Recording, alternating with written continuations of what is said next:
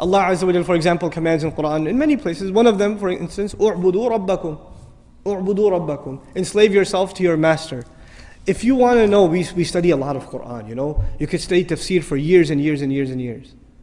And my teacher asked me actually, one time I was studying with him, and I'd been not years, I was studying Quran with him for like 6 months, and he asked me, give me the summary of the Quran, one sentence. Actually, and I said, one sentence? He goes, okay, fine, 2. So he wants a summary of the whole Quran in 2 sentences. And I'm thinking, I'm going, in my head, I'm doing a review of the stuff he talks about all the time. How am I going to summarize the entire Quran in 2 sentences? And I remembered what he said, and I used it, and he said, you're right. Alhamdulillah. Here's what it was. Number 1, accept Allah as master and accept yourself as slave. A lot of people accept Allah as master, but they still don't accept themselves as slave. Just accept it.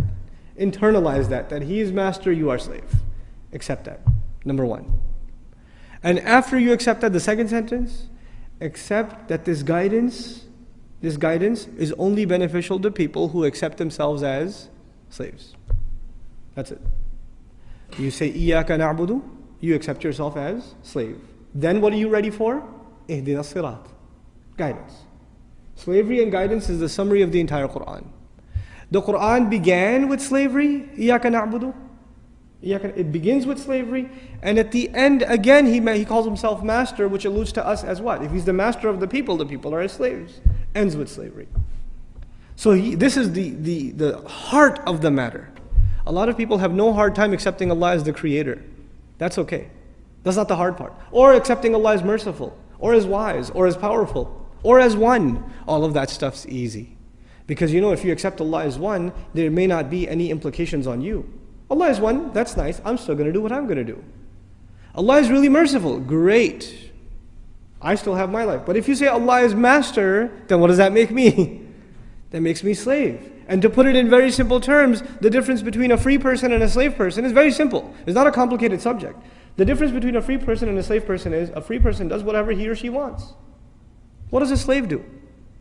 A slave cannot do what he or she wants. If a slave did what he or she wanted, then they would be considered free.